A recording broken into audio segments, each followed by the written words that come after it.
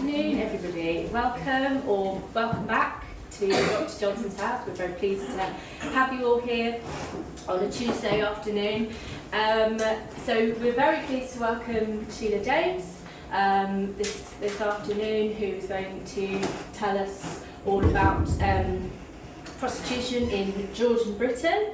So Sheilagh's work experience covers health, education and the law, but she more recently spends a lot of time in Lichfield's two Georgian museums, so that's the Erasmus Darwin House and the Samuel Johnson Birthplace, giving guided tours and researching talks on 18th century life. So we're very, very happy to welcome Sheelagh to the house today. Thank you very much. Thank you very much.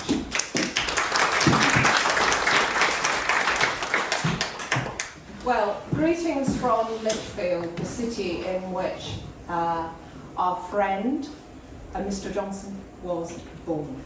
As you've heard, I'm involved with two museums there, and I normally do this talk, which is a slightly longer talk, so excuse me if I talk quickly during this.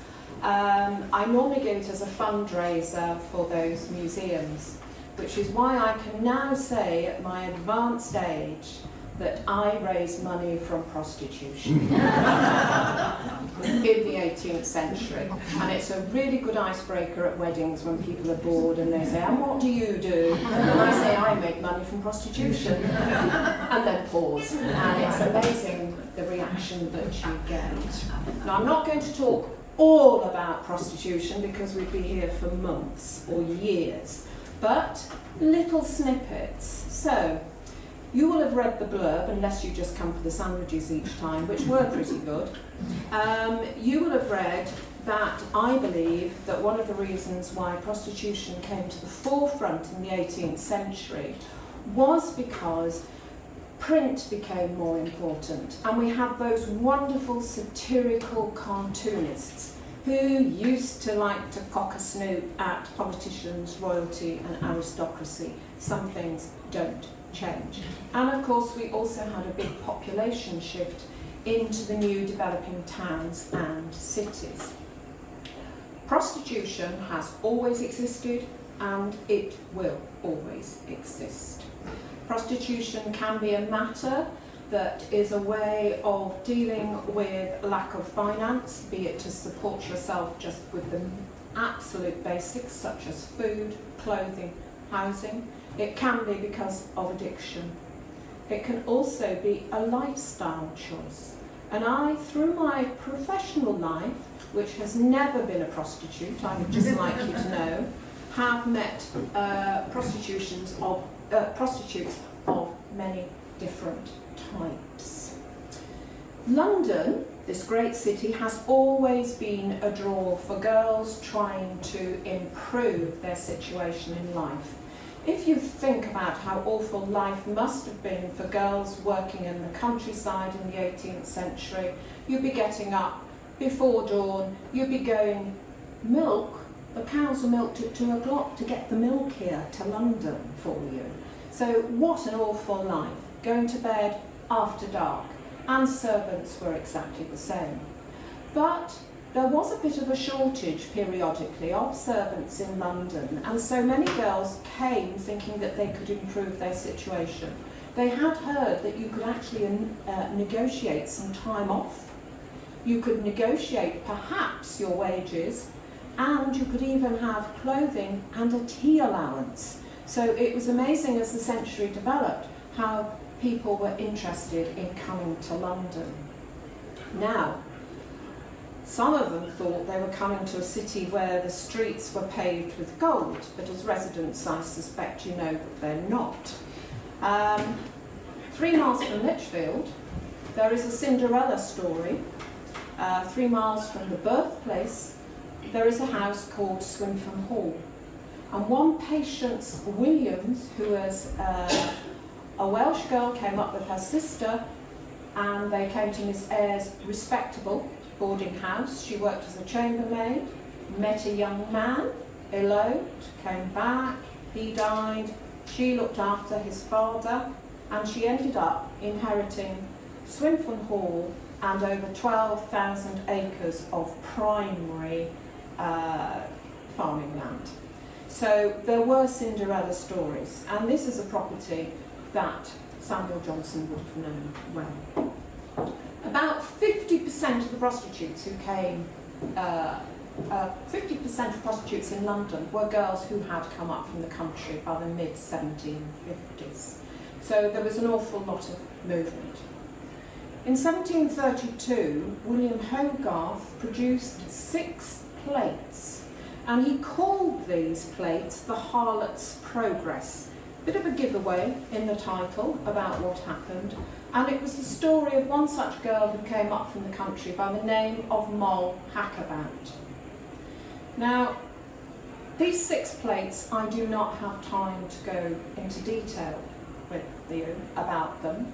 They are readily available on the internet, and you can read descriptors saying what people think Hogarth was trying to show. Now, Hogarth was quite moralistic. He was using signs that people would have recognised. He used characters in his cartoons that people recognised. But it's interesting how on the internet sometimes people disagree about what something means. There will be a little picture of a cat which I might stop on very briefly in plate 4. And it shows this little kitten, and to be honest, its derriere is up in the air. Is this a playful kitten, or is this a sexual pose? On the same plate, there are some birch brooms hanging on the wall. Is this where this lady kept her household equipment, or was she into flagellation? So there's a lot of dispute about what these things mean, because of course Hogarth didn't write it down for us. But if we have a look, hopefully, at our first slide, here we can see we have this beautiful young girl who is arriving from the country. She has got a fresh rose on her bodice, she's got simple jewels round her neck, she is well dressed. She is supposed to be meeting her cousin. We know that she is a silly goose because there is a goose down in this corner. Her cousin does not turn up. Unfortunately for Moll, who was based on a real woman, by the way, she meets this character. Now, this is Mother Needham. Now, Mother Needham was a procuress. She was not motherly in one shape or another. If the girls became pregnant, if they were obviously diseased, and notice I use the word obviously. Remember this talk, we talked about winners and losers on the advertising bits. Obviously diseased, gentlemen beware. So Mother Needham, she has got pox marks, she's got, are some beauty spots, or are they disguising pox marks that she's got? Is she riddled with syphilis herself? Here, up here, we see a crack coming from a bell. This is a beautiful girl, this is a bell. And a cracked bell was a sign of somebody's lost virginity. Excuse me. And we all know by looking at this, if we're 18th century folk, that poor Moll Hackabout is just about to lose her virginity. Hogarth did not have a very high opinion of the Church of England, and they were oblivious, or they weren't doing anything about the problem of prostitution in London. And he shows this by the fact we have a clergyman here whose horse is destroying people's goods and actually eating other people's hay. So he is sort of saying the Church of England is turning a blind eye. Mother Needham did get her comeuppance. There was no term prostitution in English law until 1822. No charge for it. The charge instead was disorderly behaviour and rowdiness. And Mother Needham was convicted of this. And on the second occasion, she ended up in the stocks. And forget vicars, country fairs and sponges, they would throw anything that was at hand. And there are very gruesome descriptions of what can happen to people. And Mother Needham died a few days after being in the stocks. Everybody would also know that this chap is Colonel Charteris, twice convicted of rape, twice escaped the gallows, and he and the chap next to him, a well-known pimp, are looking on laughing because they're probably getting a cut of this money and they know what Mother Needham is doing. So there is our pretty Moll. She takes up with a wealthy man. She doesn't behave. Lover exiting through the door. She's going downhill. Oh, it's plate 3. We've got our kitty. And we've got the birch brooms, not plate 4. She's in jail.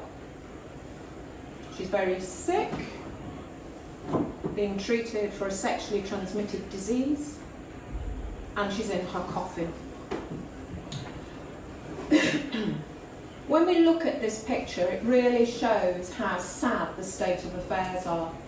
We have the wake is being held on top of her coffin. How disrespectful. This is a clergyman who's just taken the service. There is a hat here which is hiding. If you look at the expression of this lady and the expression of this lady, some fumbling is going on there. So this is a little dig at this parson. We have a beautiful young woman looking in the coffin, and this is Hogarth saying to her, if you are a prostitute now, this is how you will end up.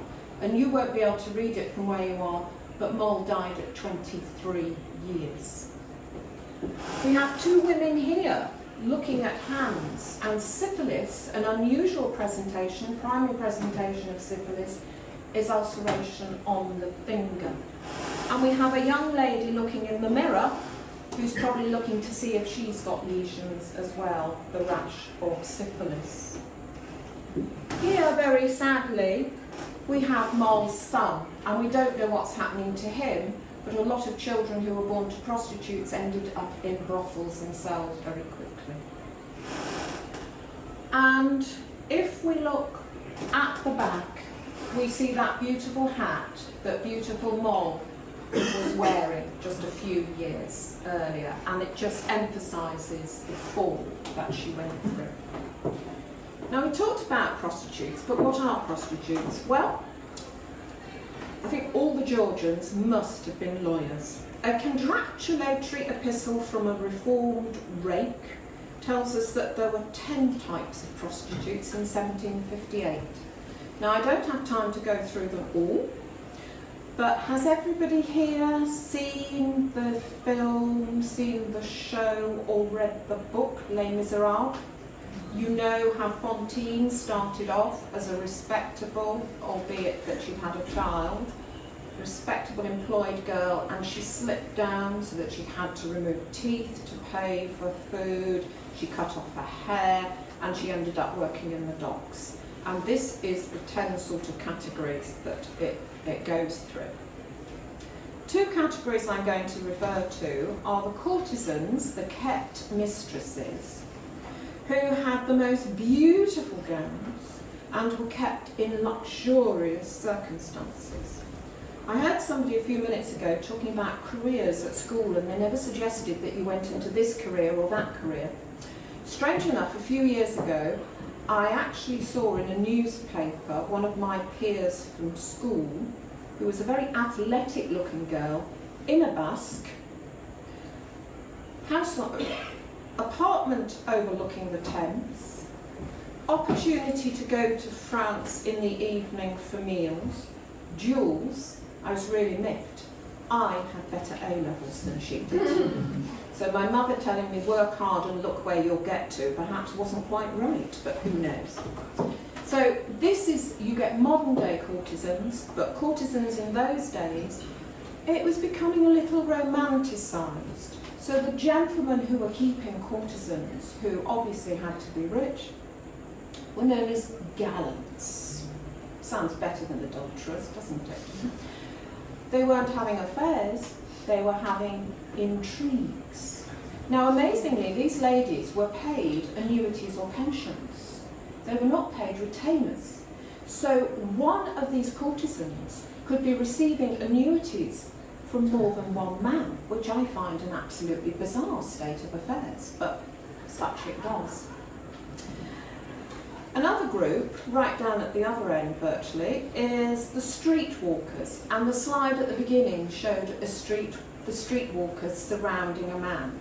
And there were problems in the 18th century in certain parts of London that normal women could not walk down the streets because they were all thought to be streetwalkers.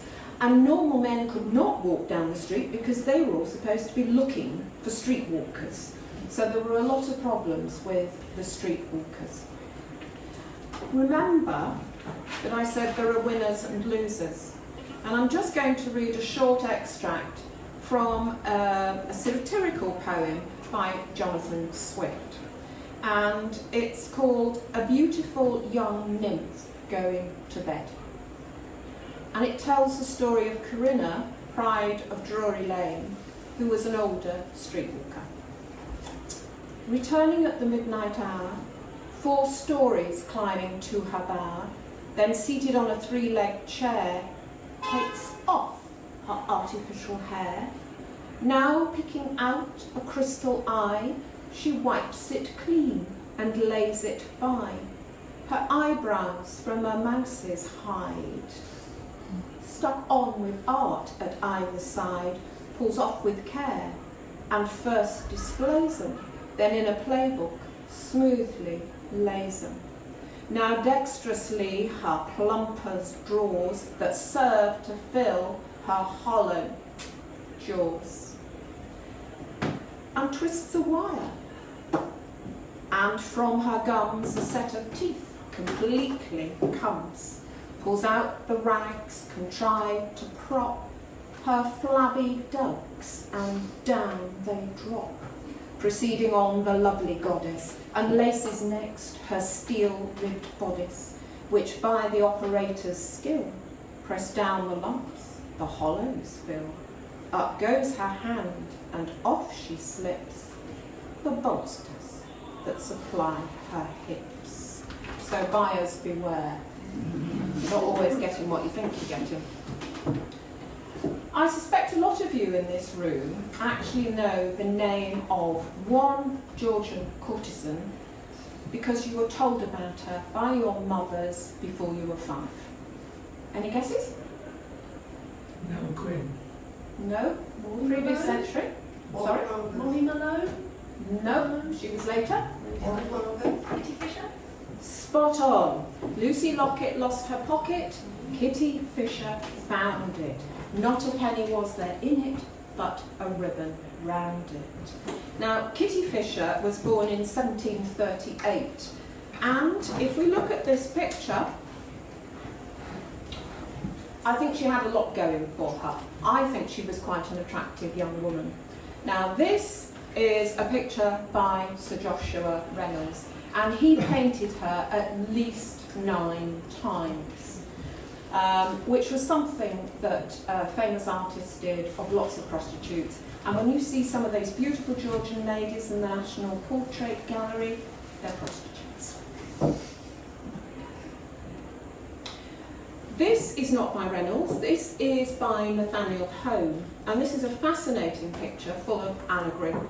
We have Kitty Fisher, we have a bowl, a goldfish bowl, and you need to see this on the wall. We have a little kitty, and the kitty is trying to fish, and there are fish, Kitty Fisher, in the goldfish bowl. Now the bit you can't see, remember, big picture. Here is a window, and we can see that people are looking in. And it means that Kitty did not have a private life. She lived inside a goldfish bowl. Having said that, she also attracted attention herself. She was quite a naughty lady, great at marketing. She used to let the papers know when she was going to Hyde Park, say, riding, and then she'd have an accident or fall off her horse, and a bit of leg was shown. So the gentleman used to turn up to actually see her. A beautiful woman, she met Casanova. And in fact, he thought she was wonderful as regards her diamonds and her gown, but he declined the 10 guineas that she offered him for the night because he liked ladies who could speak more than one language. Kitty couldn't. He liked social intercourse before sexual intercourse. She offered him 10 guineas. It was a bargain because at the height of her powers, she commanded 100 guineas a night. Now, her lovers included both the head of the army and the navy. And, of course, there was no air force, but had there been? And this was significant for Lichfieldians because the head of the navy was Admiral Lord Anson. And Anson is the family name of the Earls of Lichfield.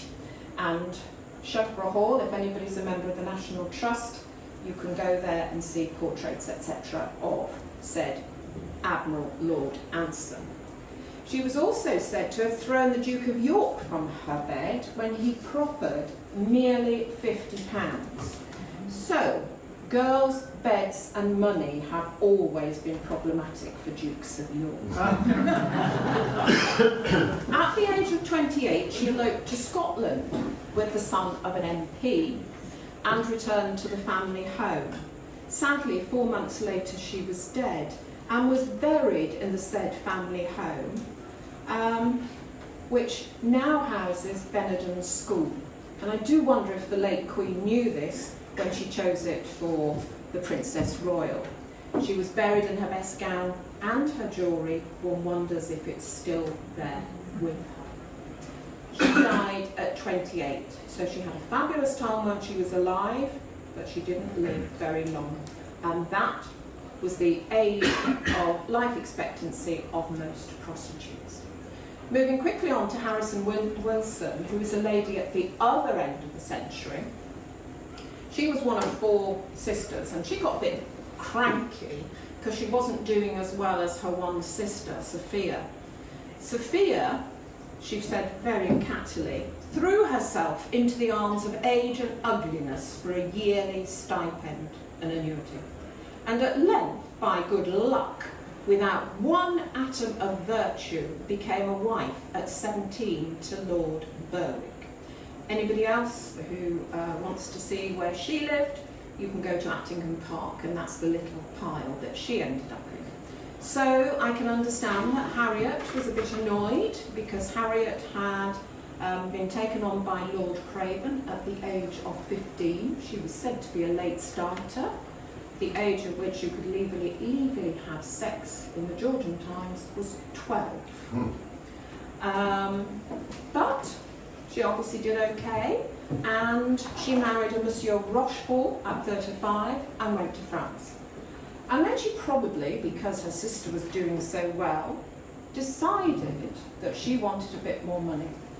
And very cleverly, she remembered that a few of these annuities, gentlemen, I can't believe this, you have the goods, you promise to pay for them and you don't do it.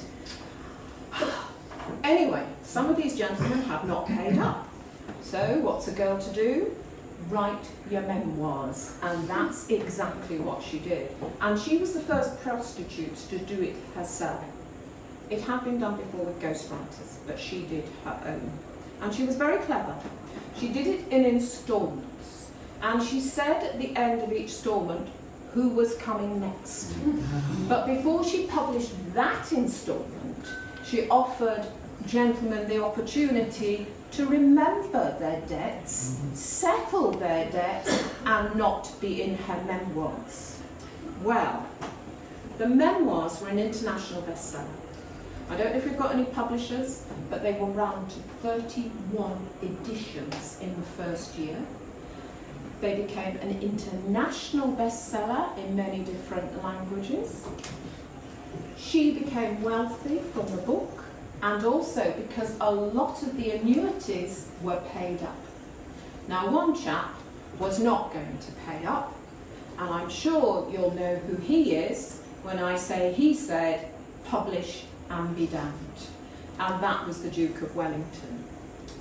She carried on, she published, she She was damned by some, but she loved all the way to the bank. So good on you, Harriet. Unfortunately, they didn't understand in the 18th century about sexually transmitted diseases. They didn't understand how they worked. In fact, in the 18th century, there was only one. They thought all sexually transmitted diseases were the same. Now, if we take syphilis, syphilis has 3 phases. And in between those 3 phases, it is possible to appear symptom-free.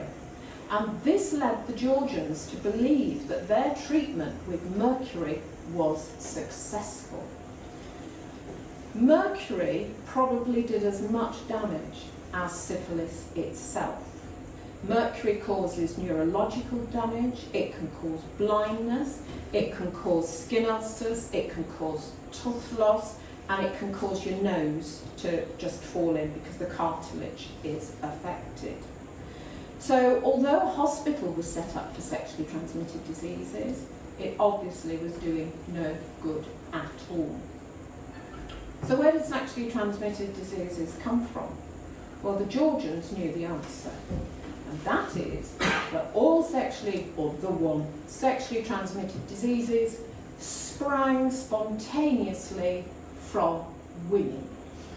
And women gave sexually transmitted diseases to men. Men never spread sexually transmitted diseases. One of the tragedies was that it was believed that sex with a virgin would remove this disease from you. And if you remember, I said that the age of sexual consent was 12. We then had men looking for virgins to get rid of their symptoms. And the Lock Hospital, the STD hospital, sexually transmitted disease hospital, in the first 3 years after opening in 1747, dealt with well over 50 children with sexually transmitted diseases. Now, they tried very hard to work out what to do with prostitutes, but there were an awful lot of people behaving very irresponsibly, and one of them was a chap known as James Boswell, who had a friend called Samuel Johnson. Now, Johnson and Boswell's behaviour was very different. Boswell, before he really met Johnson, was very boastful of his exploits. 5 times a night I was in rapture. I was somewhat proud of my performance. He wasn't very proud when he had a very big itch and a nasty discharge. But his self-recriminations did nothing to curb his behaviour, and he used streetwalkers again and again and again and again. So heaven only knows how many cases he spread to. His attitude to women was absolutely appalling. He did carry condoms, but you can understand that he didn't use them, because in those days, armour, as he called them, it was a sheep or other animal's intestine that was sealed at one end, but before you used them, you had to soak them in water to soften them. So you can imagine, if you're going to use a streetwalker, that just isn't going to happen, is it? Not at all. Samuel Johnson, very different kettle of fish, and in fact he modified Boswell's behaviour, or Boswell didn't write about it after he met Johnson. Johnson once found a woman who was a prostitute on the verge of death in the streets. He picked her up, he carried her to his own home, he looked after her, he saved his life, and he nearly killed the rest of the people in his household because she was not an easy woman to live with, but they forgave him. He also helped women who were prostitutes with literary aspirations. Elizabeth Flint was one example, even though he said, generally a slut and drunkard, and occasionally a whore and a thief. There were moves to tackle prostitution, and from the Middle Ages, some towns had been enlightened enough to actually have licensed brothels. There were concerns that if men weren't able to use prostitutes, something awful might happen to them. who knows? They were pent up emotion, they could explode. Physiologically, perhaps they could explode, which is what my son thought when he was about 10, when he found out about what happened inside your underpants. He was very worried about if you didn't have sex very often, what happened to seed, would you explode? So the Georgians seem to think that would possibly happen. Some were very concerned that if women couldn't be prostitutes, who would look after them? And it would be the taxpayers who picked up the bill. So prostitution had its uses. Others were worried about the lack of business opportunities. So, for example, we were talking about the courtesans with these beautiful dresses. And there was one grocer who suggested that if one prostitute bought all her birch brooms from him, obviously she was into flagellation, then he would give her a massive discount on her staple goods. And I thought, well, who's the winner here? That seems strange. And then I read about Mrs. Teresa Barclay, who Mike Rendell called the High Priestess of Flagellation. And she left in 1836 an estate worth today £100,000, which is one heck of a lot of money. So I think the shopkeeper did okay. Other people were concerned that women were helped out of the trade, and Samuel Johnson was on a committee with David Garrick and others which set up the first Magdalene House. The Magdalene House then expanded and became Magdalene Hospital. It had royal patronage at that time, and it was looking after women, fallen women, who they thought they could reform. And although in the last century there has been a lot of criticism of the Magdalene hospitals, by the beginning of the 20th century, over 14,000 women had been through its doors, and 60% of these were said not to go back to prostitution. If you remember that the sexually transmitted diseases, which are killers, could not be treated successfully until we had antibiotics in the 1940s, how many lives were saved? Now, very quickly, I need to move on, very quickly, Harris's List. A very clever man who was short of cash, called Sam Derrick, it is alleged, wrote a little book which he called Harris's List after Jack Harris, a well-known pimp master. It ran between 1757 and 1795. The cover of the 1773 edition explains it. Harris's List of Covent Garden Ladies, or Man of Pleasure's Calendar for the year 1773, containing an exact description of the most celebrated ladies of pleasure who frequent Covent Garden and other parts of the metropolis. Now, it was expensive, it would have cost about £20, and we know that there are about 250,000 copies printed. Interestingly, we have not got a copy for each year, so keep an eye out when you go to car boot sales, because they could be worth a lot of money. You may be interested in seeing Harris's list, but buyer beware. You are very fortunate that you can get a copy, an edited copy of the 1788 version of Kindle, and it will only cost you about £3. That is Harris's List, Guide to Prostitutes, not to be confused with Harris's Guide, which is a list of churches and cathedrals and things within. Also available on Kindle, also available for about £3. So lots and lots of copies.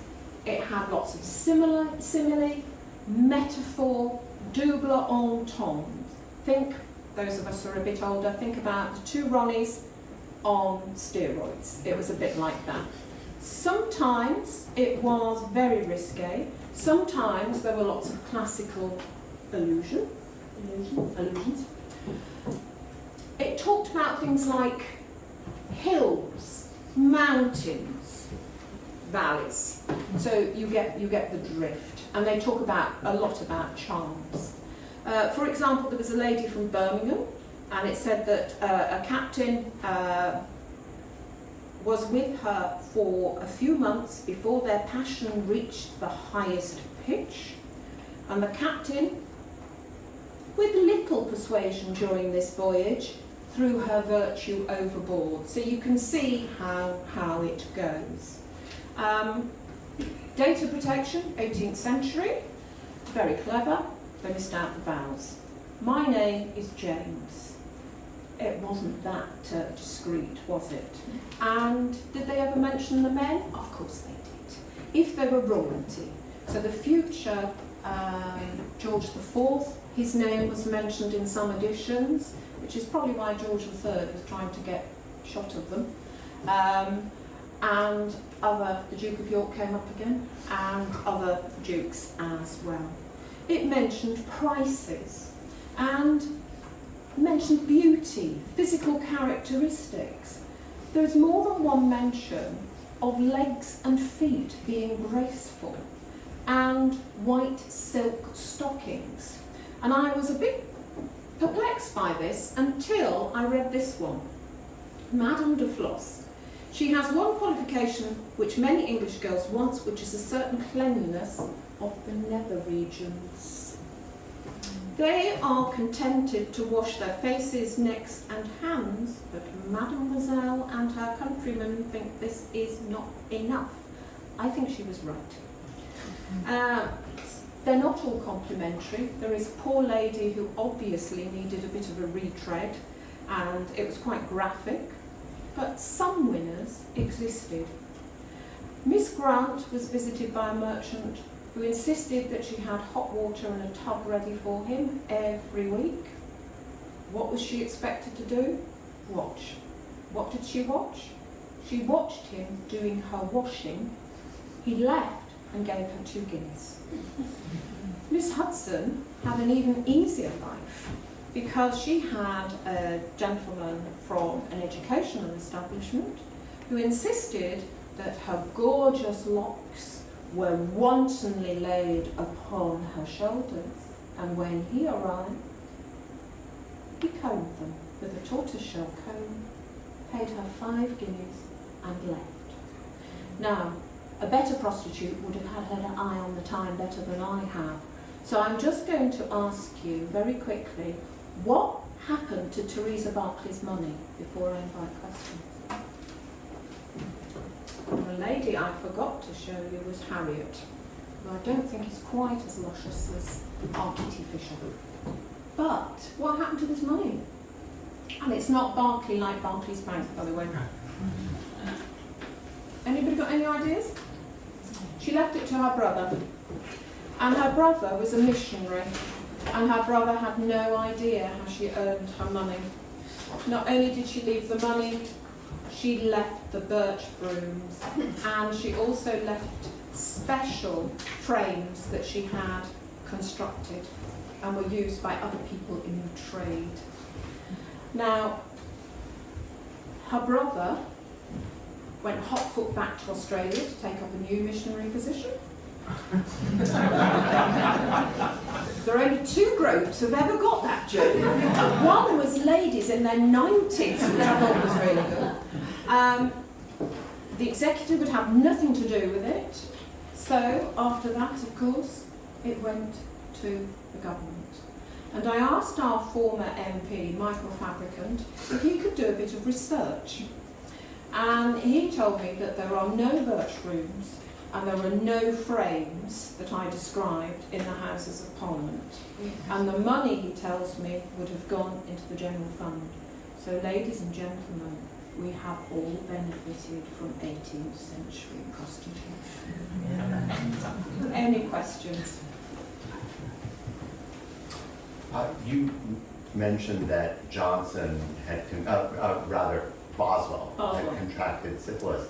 I think it was gonorrhea. I don't know if he did get syphilis. I was going to ask you because, presumably, ultimately, that syphilis would be fatal. So I would assume that there were just an enormous number of men as well as women who were dying of syphilis. Yes. Is that the case? Yes, there would have been. Mhm. One of the big tragedies is this hospital, the Lock Hospital, it took ladies of good repute. If you think the lady was of good repute, where did she get her sexually transmitted diseases from? And the men quite often were not blamed at all. There was the chaplain of the Lock Hospital who used to parade like the founding hospital. You could go to the Lock Hospital dressed to the nines and look at these poor people who were in there. And there were sermons preached by this very charismatic chap, Madden. But unfortunately, he came up with this great idea that if you went with a prostitute, you had to marry her. He seemed to forget that these men were going with prostitutes left, right and centre, and actually they were married. So it wasn't bigamy, it was polygamy that he was promoting. And in fact, people stopped going to listen, and the hospital finances started to fall, and they had to get rid of him. So, any more? Yes? You mentioned Kitty Fisher. Yes. The box is known for extravagance, and that painting showed us depicted her as Cleopatra, which is older than Fern. Yes, that's right. Yes. Is it true, you said she declined £50 because it wasn't enough. Is it true that she once put a £100 note between two slices of bread, and that to show her... She certainly destroyed money as a sign of disdain, yes. That was one of her party tricks. Yes, it kept her price up, I imagine. But yeah, she came to a sad end now. What she died of, I don't exactly know, and different people have said different things. It might have been that she'd had cancer of the cervix, because in those days people didn't realise that people who had lots of partners were vulnerable from this disease. It was just a presumption, I think. It wasn't said that she had TB or anything like that. There was a presumption that she died from a sexually transmitted disease. But there was no sort of mention 4 months earlier that she was ill, so I just find that a little bit hard to believe. So I'm not quite sure what she died of. Any more? How accurate was Harris's list? I think you mistake how old I am, because I wasn't there. I haven't tried. Is it fiction, or is there evidence that it was based on? No, it was not fiction. There were certain ladies who were mentioned who we know exist, but their actual characteristics and how good they were. And it also, one of the sad things is it lists why people became prostitutes. We know at the beginning of the 18th century there were some very good families who lost everything to the South Sea bubble, and these women had to become prostitutes. Their families forced them into prostitution. In later years, we also hear about, there's one girl who was taken into prostitution. She went to the theatre in Haymarket. It explains how a headdress caught fire. But she was seduced by some lord who went into her father's shop. I can't remember if it was on the Strand or something. It was Regent Street, it might have been. And the father was there, but she was seduced in front of her father, taken off and abandoned 6 months later. And it describes her, and it is known that she is a real character, just like Moll Hackabout was based on a real woman. I just thought you were laughing at my uncle. You know what it's like, children think you're very old. When I lived in the olden days, according to them, when they were at home. Any more? Were there famous modernos in London? Oh, loads. Absolutely loads, yes. And there were different classes as well. You have the nunneries of North London, and you also have the molly houses for gentlemen, but that's a whole different thing. Some of them were very much like the saunas of the 1960s. They were a bit seedy and a bit not.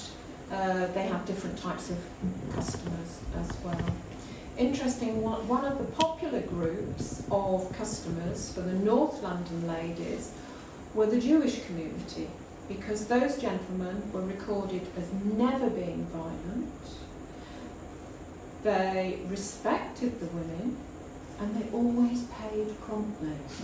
And there are loads of examples where there are court cases where the courts actually will say, this was a contract, you haven't paid for the services you received, pay up, which is amazing.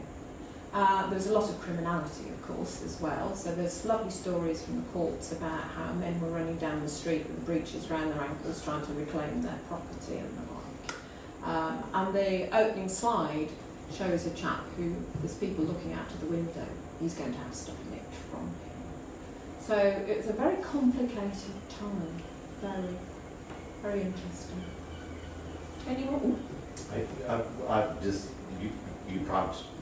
Your description prompts another question. Were there any efforts on by the government to tax